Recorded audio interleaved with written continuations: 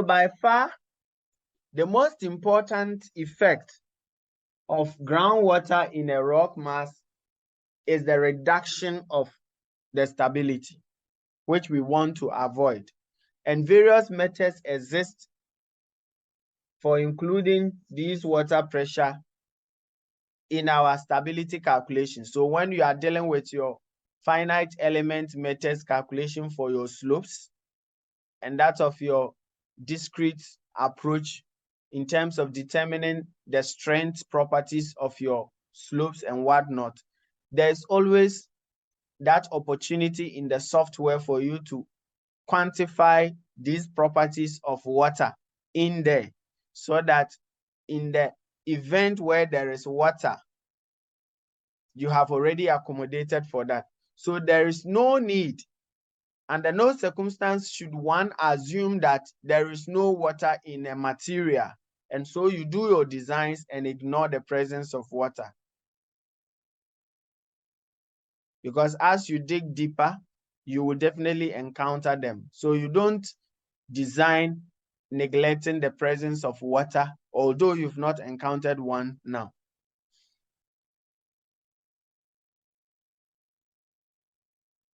So drainage. So let's then have a look at the basic parameter defining the flow of groundwater as established today is the hydraulic conductivity. So the parameter relates to the flow rate of water through the material to the pressure gradient applied across it, which is the hydraulic gradient. So these are parameters we are taking home. What if I have a situation where I have, let's take for example, water levels in boreholes at either ends of a sample, okay?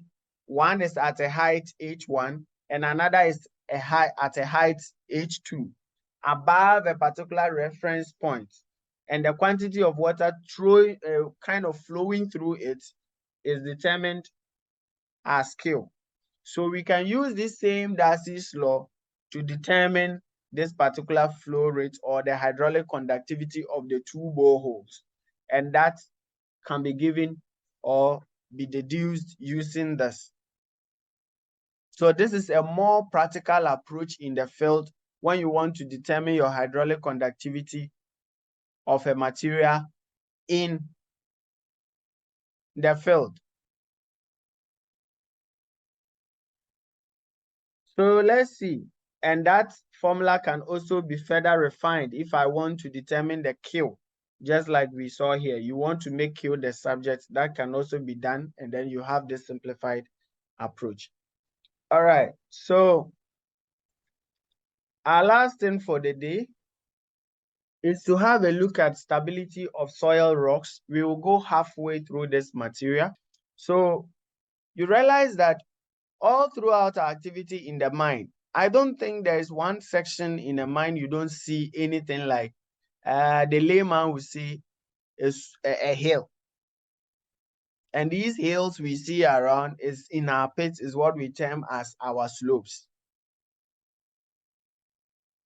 Be it the ramp, our declines, whatever activity, any access route, because we are going deeper and deeper every day as we mine along. And so all our ramps, we are moving from the surface down. And so we are dealing with some kind of slopes. Some are very obvious, you can see. Others, you don't even realize you are on a slope. And so with this instance, our material or our discussion cannot be enough if we don't make mention of slopes. So we want to see rock slopes and how they affect our activity. So we want to take a look at rock slope or stability of soil and rock slopes. So soil slope stability and the relevance of rock mechanics to it has been intensified during some few years back or 2 decades ago. This was not an issue, but today it is a very important aspect of mines And when you search online, you see tons of papers and articles, because when there is a failure in terms of slope, the havoc is always detrimental. And so there is that need for researchers to throw more light on how we can establish some stability and sanity in the area. So slope stability analysis has become one of the major factors usually taken into consideration in the design of any new mine at all. So even in prospecting, during the prospecting and exploration of our ore deposits, now we have to carry it out in a way that we can make room for slopes. Unlike some time past where we are just interested in our ore deposits, we create our geological model minus these things. Today, you have to create the model and include some amount of material such that if we are to mine, where will our slope be? All of these are included during the prospecting and exploration stages today. Then we have certain slope failure can lead to certain external and then other internal losses. To just understand this in simple terms, we are just saying that any losses in terms of slope failure that will occur in your mine, and it does not affect, if it occurs within your concession, just take the keyword as your concession, within the jurisdiction of the mine, and it does not extend to nearby communities, roads, and other access points that is not within your concession, then we term those losses as what? External losses. But anything within your concession, any loss that occurs, then we term that as internal losses. So it could be your office facilities that the slope failure affected. It's an internal loss because it's within your company. But the moment the loss affects somebody with his garden or his huge farm in the community, it becomes an external loss to you. I don't know if this is okay.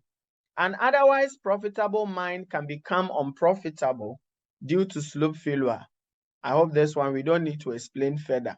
So if you have a serious slope failure in an open pit mine, you may be jobless for a long time before we can think of another new design to come back for this whole thing. And that will even occur if you don't have any casualties occurring where it will lead to the death of people, where sometimes your licenses may be revoked and your permits taken from you such that you can't even mine again, whatever company you are. And so any mine that is profitable at some point in time, if you have any slope failures, you can become unprofitable, because by the time you resolved all these issues regarding your slope failure, you spent a lot such that it becomes difficult for you to go back into operation that quickly. So in recent years, there has been greater understanding of the factors that affect stability of rock slope, and they can be categorized into 4 broad areas. So the factors are: 1, identification of critical geological features. So for you to understand the stability issues of your slope, 1, you can't ignore geology, the geological factors, and then be able to determine your shear strength parameters of your critical discontinuities. So where you have discontinuities, you have to ensure that you've conducted some tests there to determine the shear strength properties of that particular critical discontinuity area. Then the strength indices of critical discontinuity. So usually, before any failure can occur, it's usually around areas of your rock where you have discontinuities, because the whole thing is about sliding. And so if you have any particular failure or a fault somewhere buried within your material and you don't see, and you happen to put your ramp there, or you create your slope and then it surfaces sliding will occur and you have a failure. So you realize that all these critical things you are mentioning about or talking about are all about discontinuities. And then evaluation of the pore pressure acting on critical discontinuities. So the pore pressure here is referring to the water, the presence of water somewhere within the rock. If it finds itself within a discontinuity, it's going to give that detrimental effect. And so you need to understand these four things, or these four active things. Then the presence or the absence of discontinuities has a very important influence upon the stability of rock slopes. So if you have discontinuities, it will inform your decision in terms of your designs of slopes. And in the same way, if you don't have them, it will also affect what decisions you are going to take.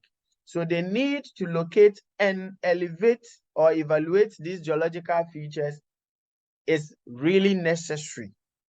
And then the majority of these rock slopes that are warranting stability investigations are always unstable due to these geological features we just made mention of.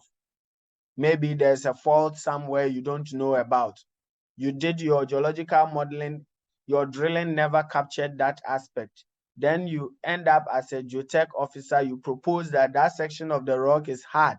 We can put our ramps there, or we can put any access route there at all. Then at the end of the day, these things show up all of a sudden, you don't know about them. It is going to cause a disaster. So since rock discontinuities control the behavior of the rock mass failure, a complete knowledge of where it is, the location, how it is oriented. Is it continuous? Maybe it shows up in the phyllite zone. As you move along to the granite zone, it shows up again. So the continuity of it, you need to know. And then the frequenting surface properties are essential in characterizing this particular property of the rock.